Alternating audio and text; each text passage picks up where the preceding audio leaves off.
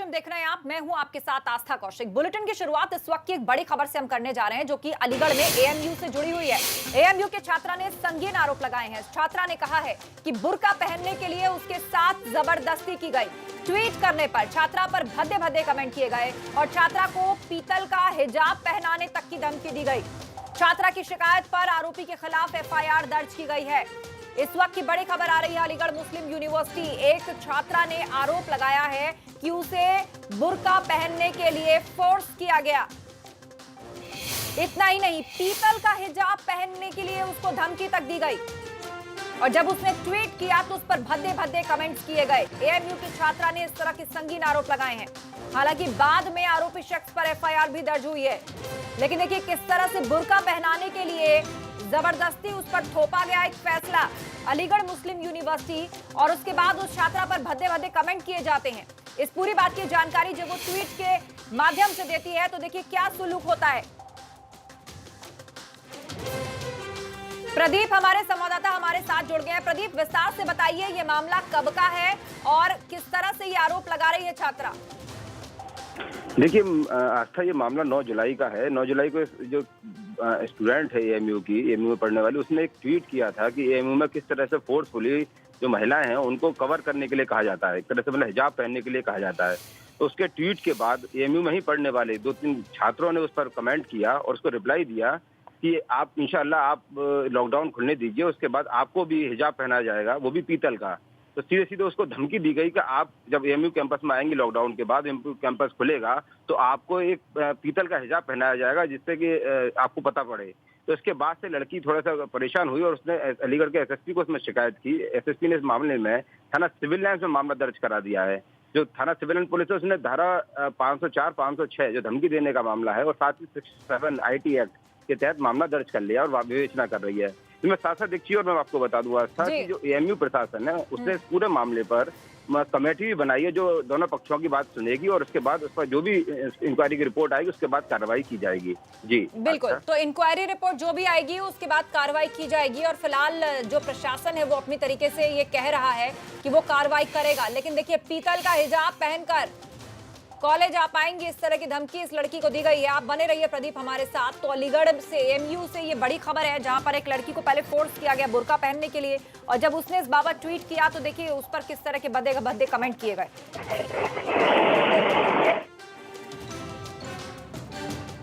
दूसरी तरफ इस मामले में अब सियासत भी शुरू हो गई है। भाजपा की पूर्व मेयर शकुंतला भारती ने कहा कि शिक्षा के मंदिर में यह हरकत शर्मनाक है।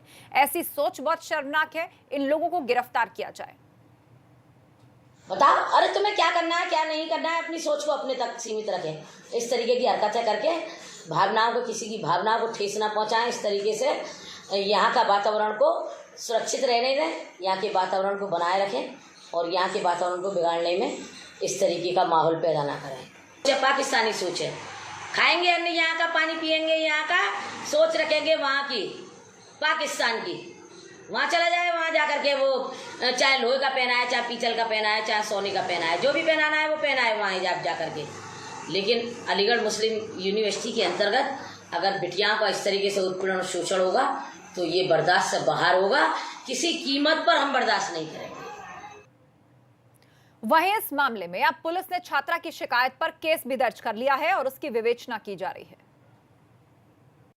कल ये एक स्टूडेंट है एएमयू की, उन्होंने रिटन में थाना सिविल लाइन पर कंप्लेंट दी है जिसके आधार पर धारा 504, 506 और 67 IT एक्ट का अभियोग पंजीकृत किया गया है। इसने एक छात्र है रहबर दानिश जो एएमयू का स्टूडेंट है, उसने इसको सोशल साइट पर यूनिवर्सिटी खुलने पर पीतल का हिजाब पहनने की धमकी दी है और इन्होंने ये भी अंकित किया कि यह छात्र मेरा उत्पीड़न कर रहा है। इसमें एफआईआर दर्ज कर ली गई है, विवेचना की जा रही है।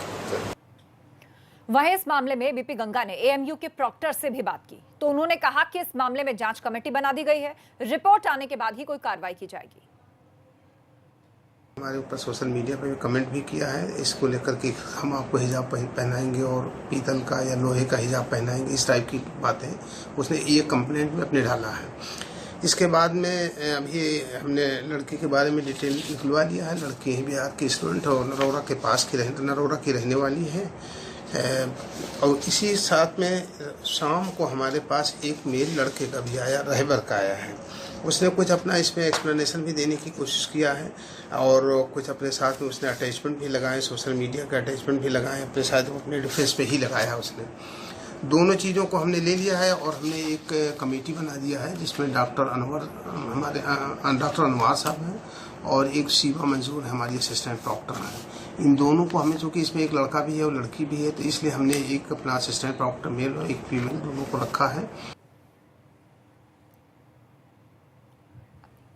और इस वक्त फोन लाइन पर हमारे साथ विमला बाथम जी जुड़ गई हैं, राज्य महिला आयोग की अध्यक्ष हैं। विमला जी, सबसे पहले मैं ये जो पूरा मामला है ये आपके सामने रखना चाहूंगी कि एक लड़की जिसने ट्वीट करके ये कंप्लेन की कि अलीगढ़ यूनिवर्सिटी, मुस्लिम यूनिवर्सिटी में वो पढ़ती है और उसको जबरदस्ती बुर्का पहनने के लिए फोर्स किया जा रहा है, और जब उसने ट्वीट किया तो उस पर भद्दे भद्दे कमेंट्स किए गए। ये तक किसी ने लिखा कि आप कॉलेज तो आइए लॉकडाउन के बाद, पीतल का हिजाब पहनाएंगे आपको।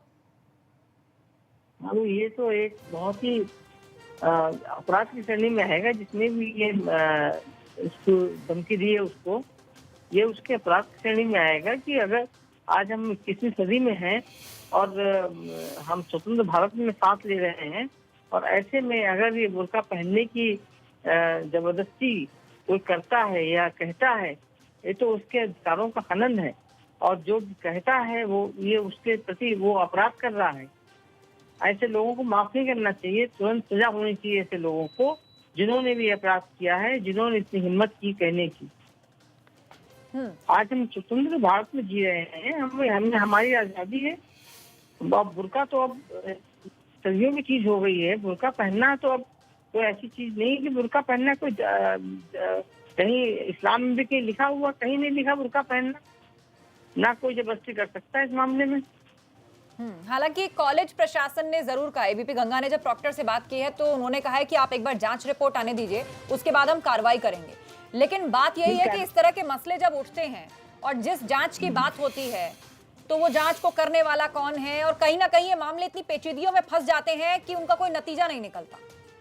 नहीं, इसमें जांच होनी भी चाहिए और बिल्कुल जो जिसने ये धमकी दी है, जिसने कुछ कहा है, उसको कड़ी से कड़ी सजा मिलनी चाहिए ताकि आगे से ये सबक ले सकें कि ऐसे इस तरह की हरकतों से, इस तरह की धमकी देने से का परिणाम क्या होता है। विमला जी, आपकी तरफ से भी क्या कोई इसमें एक्शन लिया जाएगा या कोई नोटिस वगैरह आप लोग भेजेंगे इस मामले में? नहीं, हम इसकी पूरी तहकीकात करेंगे, डीएम से आख्या मंगवा के और तुरंत पे नोटिस भेजेंगे जिन्होंने ऐसा कहा है उनको। जी हाँ, तो बिल्कुल यहाँ पर राज्य महिला आयोग की अध्यक्ष विमला बाथम हमारे साथ जुड़ी है और उन्होंने कहा कि हम डीएम को नोटिस भेज के पूरे मामले की जानकारी मांगेंगे और उसके बाद कार्रवाई करेंगे। और इस तरह की ये जो मानसिकता है इसको बिल्कुल भी बर्दाश्त नहीं किया जाएगा। और कॉलेज में इस तरीके से किसी को कहना कि आपको बुर्का पहनना है या आपको पीतल का हिजाब पहनाया जाएगा, ये आपराधिक मानसिकता को दर्शाता है। इस तरह जबरदस्ती किसी के साथ करना या फोर्सफुल एक्ट या आपराधिक श्रेणी में आता है। शुक्रिया विमला बाथम जी। हमने जबरदस्ती और धमकाने वाले मामले को लेकर इस्लाम के जानकार से भी बात की, जो यूनिवर्सिटी में थियोलॉजी विभाग के प्रोफेसर हैं। उन्होंने भी माना कि गैर मुस्लिम पर हिजाब के लिए दबाव बनाना और धमकी देना गलत है, ये जबरदस्ती की ही नहीं जा सकती है। कोई मुसलमान लड़का अगर किसी गैर मुस्लिम लड़की से ये बात कहता है तो इस्लामी कानून के एतबार से इसके कहने की उसको इजाज़त नहीं है। और इस्लाम का कानून किसी गैर मुस्लिम पर नहीं लगता है। ये सिर्फ मुसलमान औरतों के लिए है और उसे पर्दा कहते हैं, हिजाब नहीं कहते। और पर्दे में ये है कि चेहरा, हाथ और पैरों के अलावा और पूरा जिस्म अजनबी मर्दों के सामने मुसलमान लड़कियों को, मुसलमान नौजवान औरतों को छुपाना चाहिए। बाकी जिस्म छुपाना ज़रूरी है और इसके लिए नसीहत कर सकते हैं, आप किसी को प्रेशराइज नहीं कर सकते। तो सुना आपने, इस्लामिक जानकार भी कह रहे हैं कि आप किसी को प्रेशराइज नहीं कर सकते, गैर मुस्लिम को तो कह ही नहीं सकते, मुस्लिम भी है तो नसीहत कर सकते हैं। तो मसला पूरी तरह से साफ है, लेकिन कॉलेज के पढ़ने वाले स्टूडेंट और इस तरह की मानसिकता कई सवाल खड़े करती है।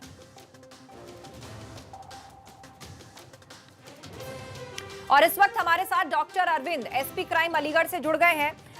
सर, आपसे जानना चाहेंगे, अभी तक जो खबर हमें मिल रही है वो ये कि एफआईआर दर्ज हुई है, इसमें क्या है ये पूरा मामला, किस अभी तक आपने इसकी विवेचना की है, क्या पॉइंट्स निकल करके सामने आ रहे हैं अभी तक उसमें FIR दर्ज हो गया है और विवेचना सिविल लाइन थाना द्वारा की जा रही है। उसमें आगे आगे कार्रवाई की जाएगी जो साक्ष्य कर जाएगा। Thank you. इसमें बताया गया है कि आपत्तिजनक ट्वीट किए हैं, तो क्या अब उन अकाउंट्स का भी पता लगाया जाएगा? फर्जी है, कौन ऑपरेट कर रहे हैं, किनके नाम पर हैं असल चेहरे? पूरे प्रकरण का इसमें जांच की जा रही है। जांच में जब तक सामने आएंगे जो विधि सम्मत कार्रवाई बनती है वो कार्रवाई की जाएगी। ये मामला कब आपके संज्ञान में आया था, कब लड़की कंप्लेन लेकर पहुंची थी और किस तरह से आपने ये मामला दर्ज किया? हम चाहेंगे एक बार डिटेल में हमारे दर्शकों को आप बताएं। कल एप्लीकेशन आया था ये और किसी माध्यम से एप्लीकेशन आया था। इसकी जांच इसके द्वारा मुकदमा पंजीकृत कर लिया गया, इसमें जांच की जा रही है। तो जांच में सब संपूर्ण तथ्यों पर जानकारी की जाएगी, उसी हिसाब से आगे कार्रवाई की जाएगी। तो चलिए, जांच का आप भरोसा दे रहे हैं, मामला दर्ज हो गया है। मामला आप चाहेंगे स्पष्टता से बताएं कि किस चीज का, किन धाराओं में दर्ज हुआ है मामला? ये IT एक्ट का 67 IT एक्ट का मुकदमा दर्ज है। 504 506 में मुकदमा दर्ज है। बहुत बहुत शुक्रिया doctor Arvind, SP crime Aligarh से हमारे साथ फोन लाइन पर। उन्होंने कहा कि कल ही उनके पास शिकायत आई थी और उसमें FIR दर्ज हो गई है। पूरे मामले की विवेचना की जा रही है, छानबीन की जा रही है और जो भी होगा पुलिस ने कहा है कि इस पर कार्रवाई की जाएगी। लेकिन आपको फिर से बता दें कि एक लड़की AMU की स्टूडेंट, उसको पहले जबरदस्ती बुर्का पहनने के लिए कहा गया। उसने जब ट्वीट किया सोशल मीडिया अकाउंट से तो उस पर भद्दे भद्दे कमेंट्स किए गए, बहुत ही वॉयलेंस भाषा का इस्तेमाल किया गया और एक शख्स ने तो यह भी लिख दिया कि लॉकडाउन के बाद जब एक बार कॉलेज आप पहुंची आपको पीतल का हिजाब पहनाएंगे आप, जिसका खंडन इस्लामिक स्कॉलर भी कर रहे हैं कि ऐसा किसी को नहीं कहा जा सकता, गैर मुस्लिम को भी नहीं कहा जा सकता और मुस्लिम है उसको भी नसीहत दी जा सकती है, उस पर प्रेशर नहीं बनाया जा सकता। महिला आयोग ने साफ किया है कि हम DM को नोटिस भेजकर पूरे मामले की जानकारी मांगेंगे। और अब खबरों में आगे बढ़ते हैं। गैंगस्टर विकास दुबे के कारनामों पर बड़ा खुलासा। मुख्य वादी ने बयां की विकास की गुंडाई की कहानी। पुलिस के सामने पीड़ित को पीटा था, बंदूक तानी थी, पुलिस कर्मियों को भी धमकाता था विकास दुबे। मुख्य वादी ने ये बातें कही हैं।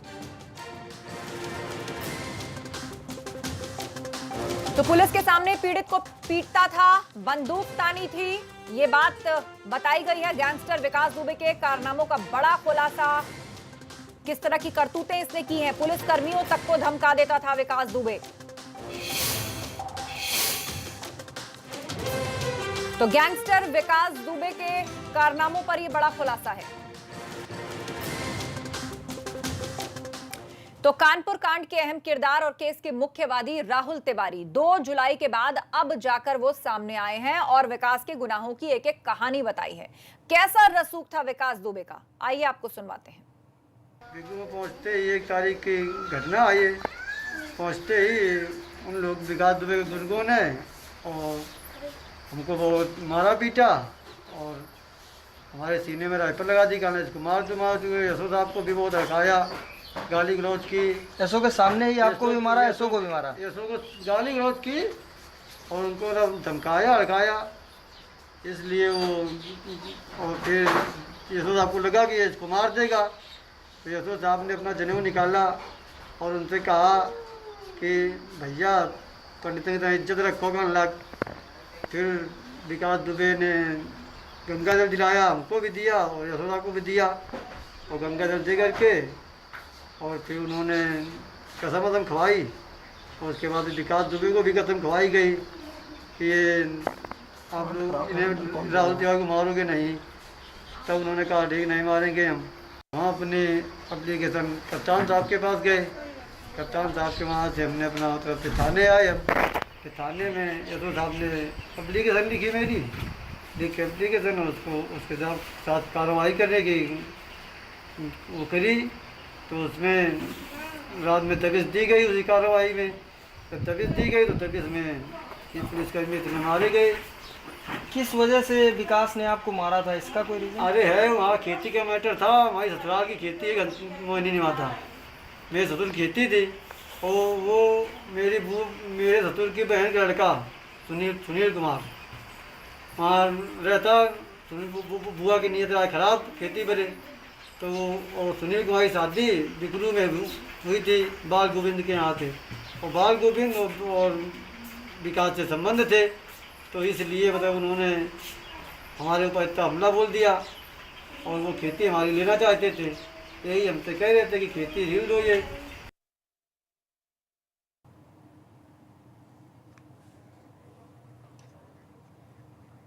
और अब एक बड़ी खबर आपको दे दें, कानपुर के अपहरण कांड में पीड़ित ने यू टर्न ले लिया है। 30 लाख फिरौती की बात से अब युवक की बहन पलट गई है। अपहरण हुए युवक की बहन बोली बैग में पैसे नहीं थे, पहले मकान जेवर बेच के 30 लाख देने की बात कही थी। तो बड़ी खबर हम आपको बता दें, जिस युवक का अपहरण हुआ है अभी तक परिवार कह रहा था कि 30 लाख रुपए हमने अरेंज किए, मकान जेवर बेचकर वो भी अपराधियों को दे दिए गए, ना भाई मिला और ऊपर से घर सामान सब बिक गया, ज्वेलरी बिक गई और फिर भी अपराधी पुलिस की पकड़ में नहीं आए। अब उस बयान से पीड़ित युवती ने यू टर्न ले लिया। सर मेरा नाम रुचि, मैं संजीत की बहन हूँ। पैसे वाली बात झूठी, मुझसे लोगों ने कहा था कि आप पैसे कहिए तो पुलिस की तेजी होगी काम में। इतने दिन हो गए थे लेकिन मेरे भाई का कुछ पता नहीं चल रहा है। अब सर ने टीम लगाई है तो मुझे उम्मीद है, कप्तान सर की टीम से मुझे उम्मीद है कि मेरा भाई 4 दिन में मुझे मिल जाएगा। ये 30 लाख वाली जो बात है ये झूठी है? जी झूठी। तो बैग में पैसे नहीं थे? सर मेरा नाम रुचि, मैं संजीत की बहन हूँ। पैसे वाली बात झूठी, मुझसे लोगों ने कहा था कि आप पैसे कहिए तो पुलिस की तेजी होगी काम में। इतने दिन हो गए थे लेकिन मेरे भाई का कुछ पता नहीं चल रहा है। अब सर ने टीम लगाई है तो मुझे उम्मीद है, कप्तान सर की टीम से मुझे उम्मीद है कि मेरा भाई 4 दिन में मुझे मिल जाएगा। ये 30 लाख वाली जो बात है ये झूठी है? जी झूठी। तो बैग में पैसे नहीं थे? ज्यादा जानकारी के लिए रुक करते हैं। प्रभात हमारे साथ फोन लाइन पर जुड़ गए, हमारे संवाददाता। प्रभात, ये कैसा टर्न आ गया इस पूरे मामले में? अभी तक ये कहा जा रहा था कि पैसे भी चले गए, अपराधी भी भाग गए, आखिर पुलिस ने क्या भूमिका निभाई है पूरे मामले में? किसी का घर बिक गया, ज्वेलरी बिक गई, अब वो लड़की सामने आके कह रही है कि मुझे किसी ने कहा तुम ऐसा बयान दे दो, इससे पुलिस कार्रवाई तेजी से करेगी। जी बिल्कुल, कई सवाल खड़े होते हैं पूरे प्रकरण को लेकर, क्योंकि जो अपराध युवक है उसकी जो बहन है वो लगातार परेशान है और 22 दिन से वो अपने भाई को ढूंढने का प्रयास कर रही है, जिसके चलते कल वो एसएसपी ऑफिस पहुंची थी और वहां पर उसने बताया कि फिरौती के लिए 30 लाख रुपए भी दिए उसने। उसके बाद भी उसका भाई जो है वो नहीं मिल सका। लेकिन 24 घंटे बीतने के बाद लगातार पुलिस का कहना था कि कोई भी रुपए देने की बात जो असत्य है। उसके बाद जो पीड़िता का नया बयान आया है और सोशल मीडिया पर सामने आया, उसमें साफ है कि कोई भी रुपए का लेन देन नहीं किया गया है। उनको ये कहना है कि उनका भाई मिल जाए और जिस तरह से वो ये भी कह रही है कि पुलिस तेजी दिखाए, इसके चलते पूरी तरह की घटना का कहा गया था। लेकिन फिलहाल जो पुलिस है वो भी सवालों के घेरे में है, क्योंकि आखिरकार 22 दिन बीत चुके हैं, लगातार जो अपहरणकर्ता है वो फोन पर बात कर रहे हैं, बावजूद उसके 22 दिन बीतने के बाद भी युवक का कुछ पता नहीं चल पाया है। अभी तक युवक की गिरफ्तारी नहीं हो सकी, युवक को बरामद नहीं किया जा सका है, साथ ही साथ अपहरणकर्ताओं की अभी तक गिरफ्तारी नहीं हुई है। फिलहाल जो पीड़िता है उसका यू टर्न जरूर है, लेकिन अभी तक जो उसका भाई है वो अपहरणकर्ताओं के हाथ नहीं है। अभी तक उसका कोई सुराग पुलिस को नहीं लगा है। जी तो मतलब अपहरणकर्ताओं का कोई सुराग पुलिस को नहीं लगा है, लेकिन जब से ये पूरा मामला मीडिया में आया है प्रभात, तब से सवाल यही उठ रहे हैं कि 22 दिन बीत गए और ये वो युवक है जो गायब है, जिसकी फोटो इस वक्त हम दिखा रहे हैं। दर्शकों से भी चाहेंगे कि आप लोग भी ध्यान से देख लीजिए और कोई जानकारी आपको इससे जुड़ी हुई मिलती है तो जरूर सूचित कीजिए। जानकारी के लिए शुक्रिया प्रभात आपका। दरअसल इससे पहले हम आपको बता दें कि इसी परिवार ने यह कहा था कि पुलिस के कहने पर उन्होंने 30 लाख की फिरौती दी और फिर भी अपराधी भाग गए। बर्रा में युवक के अपहरण को 22 दिन हो गए, पुलिस के हाथ खाली हैं, परिजनों का बुरा हाल है और वो लगातार पुलिस से गुहार लगा रहे हैं। आप जानना चाहेंगे कि कब फोन आया था आपके पास फिरौती का और किस तरह से आपने पुलिस को जानकारी दी और पुलिस ने क्या कहा आपसे? जी 29 तारीख को मेरे पास फिरौती का फ़ोन आया था। मैंने पुलिस को तुरंत जानकारी दी कि सर भाई मेरा 22 तारीख को अपहरण हुआ था, फिरौती का फ़ोन आया था 29 तारीख को। मैंने जानकारी दी, सर फिरौती का फ़ोन आया। बोले अच्छा, मेरे पास रिकॉर्डिंग है, मेरे पास सब कुछ है। जब वो कॉल करता था तब मैं खुद कॉल करके बताती थी सर उसकी कॉल आई है, सुना रहे हैं, रिकॉर्डिंग दे रहे हैं, फिर भी पुलिस नहीं कर पाई। जब से मतलब उसको पैसा दे के आए तब से पूरी मेरी 15 बार बात हुई है उससे। और जिस दिन पैसा दिया गया उसका फ़ोन 5 बजे से 1 बजे तक ऑन रहा है, क्योंकि पापा जी जब वापस रिटर्न घर आ गए हैं तब मैंने कॉल की तो उस पर बेल जा रही थी और पुलिस कहती है कि वो फ़ोन आपसे बात करने के बाद बंद कर लेता है। आपसे जानना चाहेंगे कि जब फ़ोन आया कि आज उसको रुपए चाहिए तो आपने पुलिस को जानकारी दी, पुलिस ने आपसे क्या कहा, क्या रुपए देने के लिए कहा, क्या प्लानिंग करी पुलिस ने? पुलिस साथ में थी लेकिन पुलिस पकड़ नहीं पाई। पुलिस साथ में थी, पुलिस उसने बात किया कि आप बाइक खड़ी करिए, आप ऐसे जाइए, कम से कम उसने 10 मिनट तक बात की थी, मेरे पास रिकॉर्डिंग है। लेकिन रंजीत राय सर कह रहे हैं कि 5 मिनट में उसने सब कर दिया। 5 मिनट में हम कैसे नीचे जाते, और नीचे जाने का रास्ता 10 मिनट का ऐसा कुछ नहीं है। नीचे जाने का रास्ता मात्र 2-3 मिनट का भी नहीं है। नीचे वहाँ पे जाकर पापा जी ने मेरा देखा भी तो बिल्कुल मैदान पड़ा था। पुलिस चाहती तो उसको बहुत अच्छे से पकड़ सकती थी। बिल्कुल साफ है, आप देख सकते हैं उनकी माँ जो है वो भी मौजूद है। आंटी क्या कहेंगी आप, अब क्या उम्मीदें हैं? अब अधिकारी आपके पास आए हैं, क्या बोल के गए हैं, क्या सांत्वना दे के? अधिकारी हमको भरोसा सर दे के गए हैं, कह रहे थे मेरे पे कप्तान सर आए थे, मेरे से अच्छे से बात की थी, मेरे को पूरा भरोसा दिया था। कह रहे थे कि मैं 4 दिन में आपका बेटा आंटी ढूंढ के दूंगी, मेरे पे भरोसा रखिए। और जो मेरा पैसे की बात थी उन्होंने बिल्कुल हमको क्लियर कर दी, हर एक चीज़ पे हमको भरोसा दिया है। पर हमको पूरा विश्वास है कि कप्तान सर मेरे मदद मेरी करेंगे। और जो ये रंजीत राय थे और जो येसो थे, इन्होंने पूरी लापरवाही की है मेरे साथ।